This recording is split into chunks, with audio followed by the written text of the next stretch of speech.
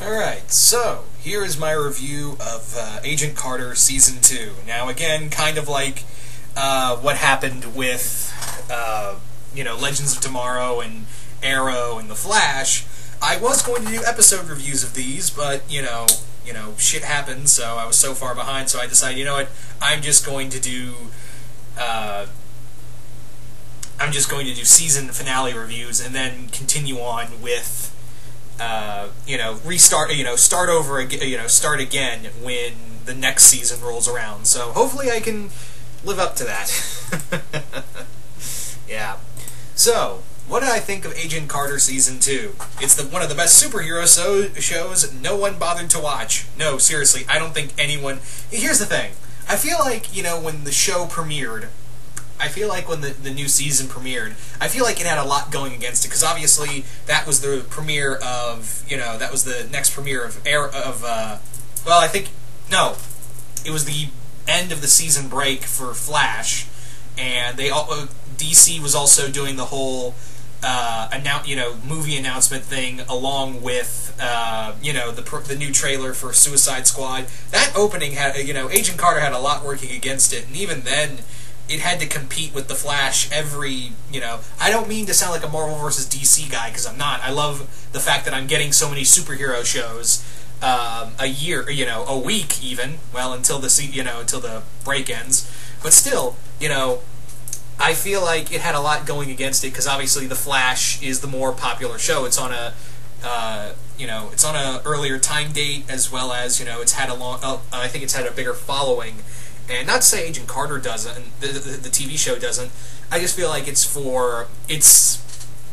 TV series is a little more, for the older audience. Whereas I feel like even Flash and even Arrow and Legends of Tomorrow can can have an all ages group. Anyway, so with this season, season, we have Agent Carter in L.A. She's back hanging out with Jarvis and Howard Stark, and apparently she's now wrapped up in this murder of a woman, and it leads her into this big intrigue involving Zero Matter and the villain for this season, Whitney Frost, aka Madame Mask, who isn't even Madame Mask in this series. Yeah, she doesn't even put on the mask, which I was like, why even call her that? You could have made this character anything else, but instead you made her a mad scientist without wearing the mask. Look, I think the character of Whitney Frost in this Marvel universe is really cool. I think she was a pretty good villain, but I feel like towards the end of it, they just decided, I'm going with evil scientist. Yeah, they just decided to make her regressively crazier and crazier to the point where you're like, I don't even care about this character. All of that stuff we did with her backstory, and also what she wanted to do with Zero Matter and how she wanted to change the world. The more they continued on, the more I was like, man, I just do not care about this character anymore. Because it started off really good. Her, she came off as very manipulative, very powerful. Not in strength, not only in power-wise, but in mind-wise. She was like the reverse Peggy in a way. She very much was the reverse Agent Carter. But again, as the series went on, I'm like, God, you are just eating the cheese out of this scene, aren't you? So, yeah, that's how it all went out. That's how it all went down. But no, regardless of that, I thought it was. I think it had a lot. This show had a lot of great action, a lot of great crime noir type stories. And again, my favorite characters are Peggy, Carter, and Jarvis, because I love how they finally made a pair that people don't ship each other with, because now we have because obviously we still have Jarvis's wife, and I love the on-screen relationship between the Jarvises. It's adorable and hilarious at the same time. And you feel a lot of pity for them, because they actually feel like a real couple. James Darcy, and I cannot remember the actress who plays Mrs. Jarvis's name, but she does a lot of great scenery, especially when they discover. And I'm going to be I guess I should have said I was going to spoil stuff, but yeah, there are some spoilers in here when she does get shot by Whitney, and they discover she can't have kids. And I really think I think as tragic as it is, I think that's going to really play into, I think that's how it helps play into, how Jarvis had an impact on Tony as he grew up, because again, he named the Jarvis program after Jarvis. So my guess is that, when Howard was more or less distant, emotionally distant from Tony, he had the Jarvises. He not only had Edwin Jarvis, he also had Jarvis's wife, who they treated him like their son, like the son they never had. So that was kind of it. It was like when Howard was emotionally distant, Tony still had Jarvis, who was probably more of a father to him growing up than Howard was. I really hate to say that, but that's probably how it's going to... I do hate to say that, and I really hate to sound cynical about it, but that's probably how it's going to play out. And, yeah... That's probably how it's going to play out. Now, in regards to Jason Wilkes, he was a fun character. I liked him. I felt bad for him towards the end, but they really played into something I did not like, and this is probably the only thing I did not like about the Agent Carter show, is like, oh god, we're doing the love triangle thing, aren't we? Because, god damn it, can't we just not do that? But thankfully they didn't hang around for, for 3 more seasons doing will she, won't she, will, who should she choose. Thankfully, this isn't CW, so thank God they, picked and choose towards the, at the end of the season.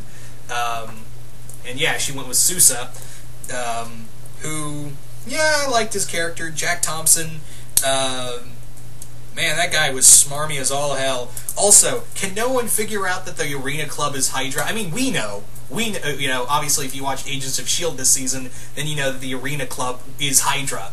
So I was literally like, can no one figure out that this guy, Jack's new boss is Hydra? Can we just not figure out that Red Foreman is... can we just not figure out Red Foreman is an agent of Hydra, or a grunt for Hydra in the FBI? No, I know he's an actor, but to me he's always going to be Red Foreman from that '70s show. And he didn't put his foot in anybody's ass. I'm shocked. But no, I love God, I cannot remember that actor's name. But whenever he shows up in anything, I'm instantly interested, whether it be voice acting or not. But yeah. The moment he showed up in the series, I'm like, you're working for Hydra, aren't you? And surprise, surprise, he is. So, yeah. Again, the love triangle thing, I hated it, but they actually made fun of it in the most in the greatest way possible, through a musical number, and I thought it was the greatest goddamn thing I'd ever seen. That entire... how they did the flashback, and how they, summed up Peggy's feelings towards both Wilkes and Sousa through a musical number, a very cheesy one, mind you, very much Singing in the Rain in a way. And I think, yeah, that was the point, was that they were making fun of the whole love triangle thing, and they were doing it in the most classiest way possible. Oh, that was so good. Oh my goodness. But yeah, what was I going to say about this? This series, I feel bad because it got low ratings, but I think it is coming back for a 3rd season. But yeah, I noticed that a lot of the episodes this season were mushed into one episode. I think they did that. They did it for the first time, and then they did it back to back with mushing 2 episodes into 2-hour specials. So I feel like they were just trying to crank the episodes out to get the higher ratings, which is kind of sad. But no, I feel like this is a great a show without using a lot of superpowers. How they played into Zero Matter, which I bet you was what they were trying to do. Is like I'm going to call Zero Matter not symbiote, because that's literally what it is. It needs a host to live. It consumed everything in its home dimension, and it changes someone's personality or accentuates it. In Whitney's case. So yeah, it is a not symbiote.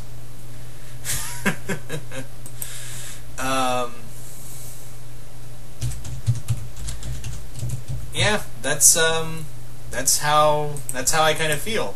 Is it a cool thing? Yeah, it's a pretty cool element that they delve into, and I thought it was a pretty fun season. It knew what it was trying to be. It knew the action. It knew the beats. And I feel like we're getting closer and closer to more... Well, actually, I think we won't get a lot of superpower stuff as the series progresses. I feel like we won't be getting that as the show goes on into later on. Because obviously we're now dealing into the superpower TV show with Agents of S.H.I.E.L.D., obviously with Secret Warriors coming in.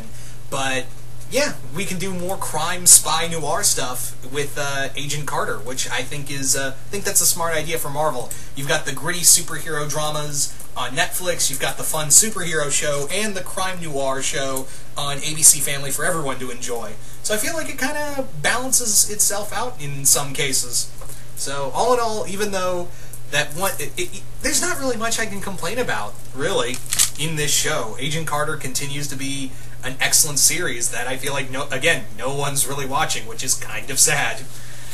But yeah, so you guys tell me, what did you all think of Agent Carter? Did you guys like it? Did you guys hate it? Just comment below if you can, assuming that the YouTube glitch has been fixed as of this recording. Just comment below, let me know, again, if you can, in the comments below. And you guys tell me, what did you all think of Agent Carter? Did you guys like it? Did you guys hate it? Just let me know. And once again, hope you all enjoyed this, and I will see you guys later.